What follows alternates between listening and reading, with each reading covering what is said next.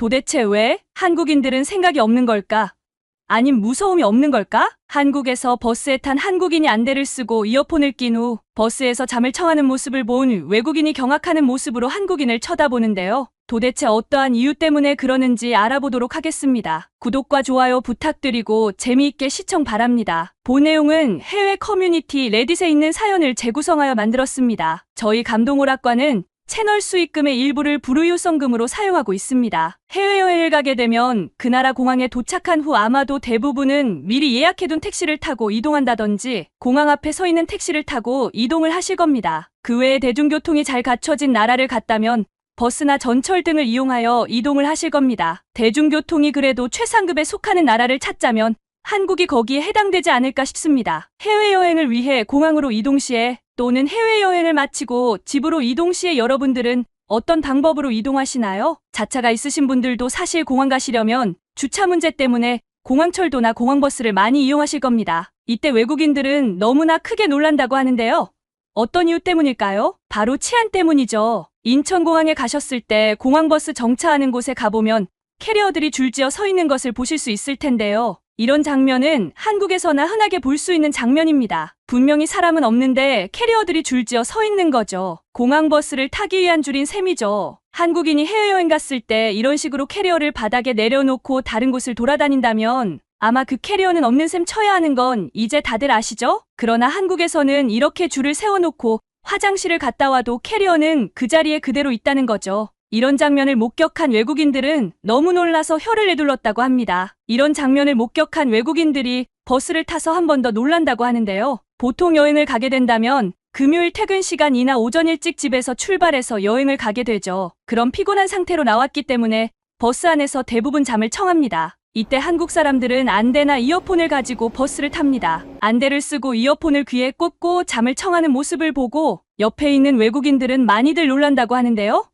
그런데 이게 왜 놀랄 일일까요? 해외에 나가서 이런 행동을 하게 되면 바로 범행의 대상이 돼버리죠. 더군다나 해외여행 후 돌아가는 버스 안이라면 한국인들 가방에는 비싼 선물들이 가득 들어있겠죠. 그들에게는 아주 좋은 먹잇감이죠. 아무리 선진국인 나라에 가더라도 이렇게 당하면 어디에도 하소연할 데가 없어요. 해외여행 시에는 자기 물건은 자기가 스스로 지켜나가야 합니다. 소매치기 등을 당하면 찾을 확률은 0%에 가깝다고 하네요. 실제로 과거 티아라 은정은 이탈리아 밀라노에서 가방을 도난당했는데요. 그 안에는 3,200만 원이라는 거금이 들어있던 것으로 밝혀져 큰 화제가 되었었죠. 그래서 경찰에 신고했더니 돌아오는 대답은 밀라노에서는 워낙 흔한 일이라 가방 간수를 제대로 하지 못한 티아라 은정 잘못이라고 했다 합니다. 한국인들이 듣기에는 무슨 그런 경우가 다 있나 싶겠지만 이게 한국 아닌 다른 유럽의 선진국에서 일어나는 일입니다. 그렇다 보니 외국인들이 버스에서 안대를 쓰고 이어폰 꽂고 자는 한국인들을 보고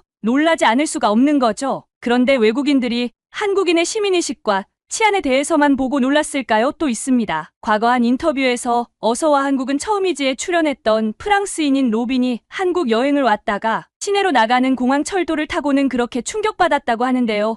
도대체 무엇 때문일까요? 바로 인천공항에서 서울까지 진출하는 교통비였다고 합니다. 로빈은 공항에 대해서는 더 이상 나무랄 게 없다고 했습니다. 과거에 로빈은 인천공항에서 3번이나 밤을 보냈지만 한 번도 지루하거나 피곤하지 않다고 했습니다. 처음 인천공항에 머물렀을 때 10시간 넘는 비행에 눈앞이 침침할 지경이었다고 합니다. 반짝반짝 빛나는 중앙호를 서성거리고 있다가 우연히 발견한 팻말, 휴식과 기분 전환 rest and relaxation에 이끌려 자기도 모르게 화살표를 따라 그곳으로 발걸음을 옮겼다고 합니다. 그곳에는 스파를 비롯해 인터넷 카페, 통과 여객을 위한 호텔과 다수의 식당 등이 가득해 그 편안함과 매력에 홀딱 빠지고 말았다고 합니다. 만약 아시아, 미국, 유럽 여행하는데 아시아를 거쳐가는 비행편이라면 필히 한국 인천공항을 통과하는 비행편을 골라라. 결코 실망하지 않을 것이다. 그 이유는 5가지로 압축해서 말해주었죠. 첫 번째, rest and relaxation 지역. 만약 공항에서 밤을 지낸다면 이곳처럼 편하고 조용한 곳도 없다. 간이 침대와 라운지 의자에서 지내는 편안함을 만끽할 수 있다. 다른 장소에서처럼 TV 소음으로 고생하지 않아도 된다. 두 번째, 무료 인터넷. 연세 지역 안에는 인터넷을 무료로 사용하는 시설이 있다. 6대 7대 가량 데스크톱이 설치되어 있다. 무한정 이용할 수는 없지만 30분 정도 사용은 무난하다. 그 사용 시간을 초과하면 정중하게 제한 시간 30분을 안내하기도 한다. 세 번째, 깨끗하고 훌륭한 화장실. 화장실 변기의 플라스틱 커버는 변기 종이를 자동으로 갈아주며 화장실 안에는 선반도 있어 간단한 소지품 올려놓기도 편하다. 이 깨끗한 화장실을 몇 번이나 들락거렸는지 모를 정도다. 네 번째, 예술문화 전시장. 공항 곳곳에 한국 문화를 보여주는 예술품들이 전시되어 있다. 물론 실물은 아니고 미니어처 같은 조형물들이다. 하지만 그곳을 둘러보는 동안 대단히 훌륭한 한국 문화를 접할 수 있었으며 당장 공항을 떠나지만 다시 언젠가 한국을 와보고 싶게 만들었다. 탑승동 4층에는 한국박물관, 여객터미널 3층 환승 라운지에는 전통공예 전시관이 있어 인천공항을 이용하는 외국인에게 다양한 한국 문화를 보여주고 있다. 다섯 번째, 통과 여객을 위한 호텔과 샤워시설. 금전적으로 여유가 없는 내겐 공항에 가니 침대나 의자 등은 훌륭한 휴식처다. 공항에서 밤을 보내면서 아직까지 한 번도 통과 여객을 위한 호텔을 이용해 본 적은 없다. 물론 필요하다면 머물겠지만 말이다. 따라서 내게 더 매력적인 시설은 샤워시설이다. 이 샤워시설은 Rest and Relaxation 지역 스파에 위치해 있으며 그 바로 부근에는 휴게실과 건너편 인터넷 카페 시설도 있다. 이런 5가지 이유로 인천공항을 세계 최고의 공항으로 극찬하는 인터뷰를 했다고 합니다. 그러면서 로비는 한국의 전철 시스템이 매우 환상적이었다고 말했는데요. 특히 도쿄와 비교했을 때 요금이 상당히 저렴하다고 했습니다. 공항에서 서울 도심까지 열차를 이용하는데 든 비용은 4,000원에서 5,000원 사이라고 하면서 말이죠. 일본의 나리타 국제공항에서 도쿄 중심가까지 가는 비용은 한화로 약 2만원, 3만원 정도 발생했다고 합니다. 그리고 미국에서 뉴욕 기준으로 케네디 공항에서 센트럴파크까지 이동하는데 대략 10,000원 정도의 비용이 발생했다고 합니다. 그러니 한국의 전철 요금이 얼마나 싼지 알 수 있겠죠. 뿐만 아니라 전철을 타고 이동하는 동안에도 꽤 많은 부분에 대해 놀라움을 표현했는데요. 로빈이 공항 전철을 타고 이동하면서 놀란 두 번째 이유는 바로 도로의 폭이었습니다. 특히 그는 이 도로의 폭을 두고 미국, 일본의 도로와 매우 비슷하다고 했습니다. 심지어 한국의 도로는 도쿄보다 훨씬 더 넓다고 말했는데요. 외국인들이 흔히 알길 아직까지는 아시아에서 도로나 지하철 등 각종 사회 인프라가 일본이 최고라고 생각하는 경향이 있습니다. 아무래도 일본이 오래전부터 아시아 유일의 선진국이라는 이미지가 여전히 외국인들의 머릿속에 자리 잡고 있으니까 그럴 수밖에요. 그런데 한국에 왔을 때 일본보다 훨씬 차가 많다는 점에서 놀라고 더구나 한국에서는 마치 독일이나 이탈리아 등에서나 흔하게 볼 수 있는 외제차들이 즐비하다는 점과 더불어 이렇게 도로 폭이 훨씬 넓다는 점에 크게 놀랐다고 합니다. 로비는 한국을 극찬하며 인터뷰를 마쳤다고 합니다. 그리고 다시 한국의 치안으로 돌아와 얘기를 해보겠습니다. 한국의 치안 상태는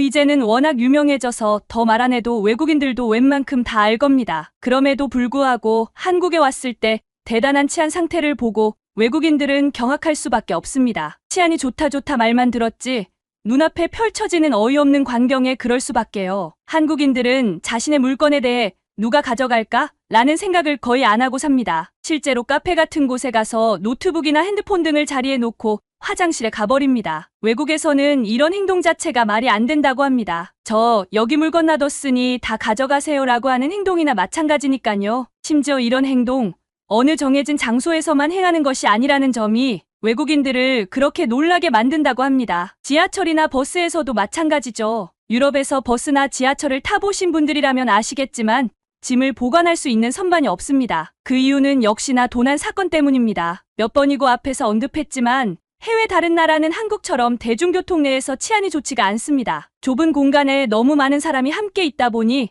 이 소매치기와 관련한 범죄 행위에 대해 굉장히 취약합니다. 실제로 과거 한 한국인 사례에 의하면 파리에 여행을 갔다가 지하철을 탔는데 앉을 자리가 없어 문 근처에 서 있었다고 합니다. 그런데 지하철역에 정차했다 문이 닫히기 직전 누군가 급하게 뛰어내렸는데 그때 붙잡을 새도 없이 가방을 훔쳐 달아나 버렸다고 합니다. 게다가 영무원과 경찰에 신고도 해봤지만 이곳에서는 그런 일이 매우 흔하고 조직화되어 있기 때문에 범행이 매우 체계적이라서 잡을 수 없다는 말만 돌아왔다고 합니다. 비단 지하철이나 대중교통뿐만 아니기 때문에 파리 소매치기 예방법이라는 가이드라인까지 있을 정도죠. 실제로 프랑스 여행을 갈 때는 파리 소매치기 예방법을 반드시 숙지하고 가야 한다고 하는데요. 이 항목에는 뭐가 있을까요? 먼저 지하철에서 조심해야 하는 사항을 보게 되면 지하철을 타면 무조건 타깃이 되기 때문에 절대로 바깥 주머니에 소지품과 휴대폰을 넣으면 안 된다고 합니다. 좀 전 한국인 사례에서도 말했던 것처럼 소매치기범들의 주 타깃이 되곤 합니다. 뿐만 아니라 여러 명이서 나를 둘러싸고 소매치기에 징조가 있다면 그 자리를 피한다든지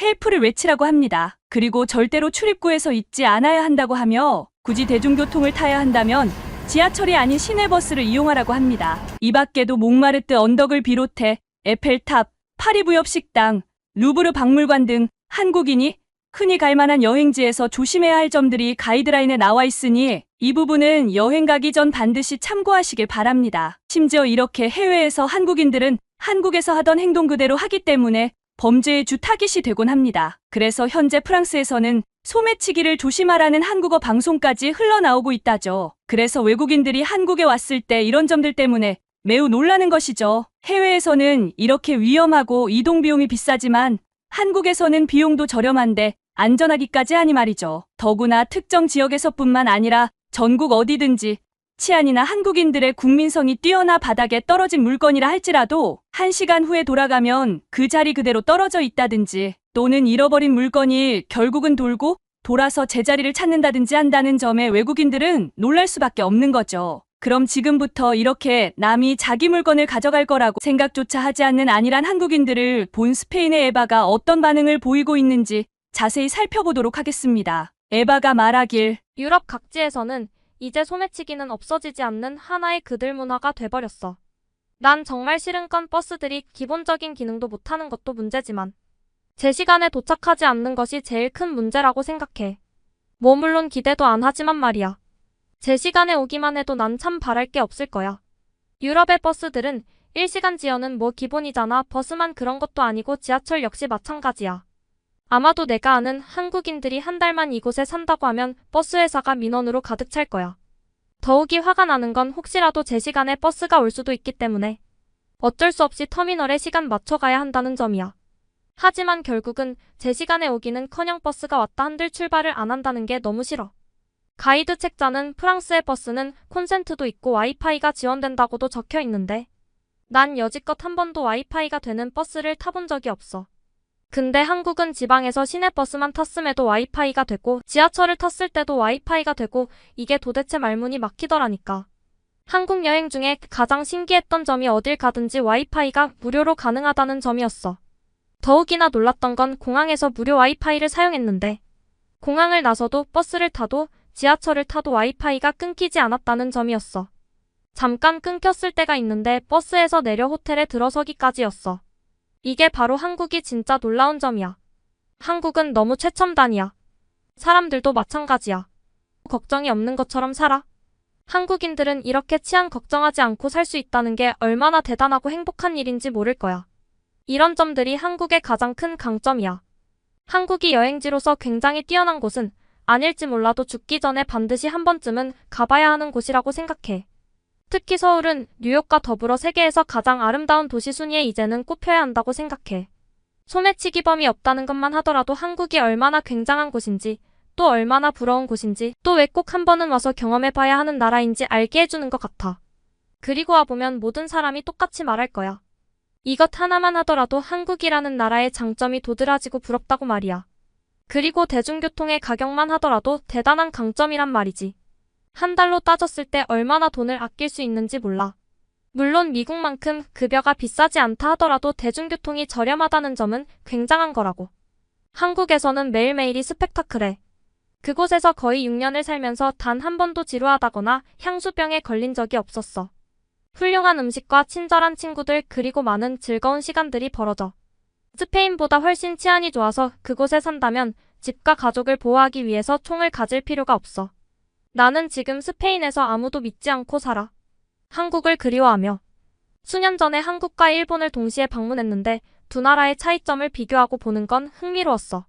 나는 일본도 나름 훌륭하다고 생각했어. 단 한국의 서울을 방문하기 전까지만. 특히 서울은 일본의 고요함과 획일성과는 대조되게 굉장히 활기찬 에너지를 느낄 수 있어서 좋았어. 한국에서 약 6년 가까이 살았는데 어쩔 수 없는 일이 생겨서 지금 스페인에서 살고 있어. 하지만 언젠가는 반드시 다시 한국으로 돌아갈 거야. 일본에서 사는 게 꿈이었지만 이제는 완전히 그 꿈이 바뀌었어. 난 반드시 한국으로 돌아갈 거야. 한국의 치안 상태와 국민의식은 우리 모두 뿌듯하게 생각하고 널리 알려야 한다고 생각하여 이 영상을 만들게 되었습니다. 실제 외국인들의 반응이 이렇게 좋을 줄은 생각도 못했습니다. 우리 모두 평상시대로 살아가면 됩니다. 그게 우리입니다. 이상으로 오늘의 영상은 마치겠습니다. 영상이 유익하셨다면 구독과 좋아요, 알림 설정 한 번씩 부탁드리겠습니다. 다음 영상으로 찾아오겠습니다. 감사합니다.